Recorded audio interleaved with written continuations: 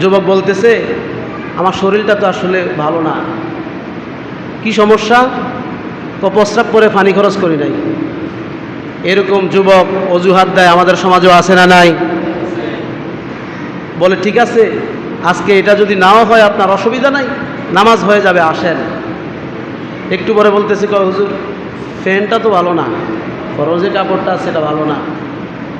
আমরা অনেক সময় এরকম যুবকদেরকে যখন দাঁড় করাই, আসেন নামাজটা পড়ি, এই সমস্ত অজুহাত দেয় কি দেয় না বলেন?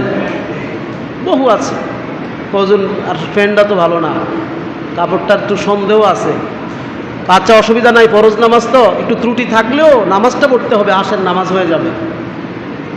সব গুছায় গাছায় যখন তারা ঠিক করছে, এবার বলতেছে কার পিছে নামাজ পড়বো?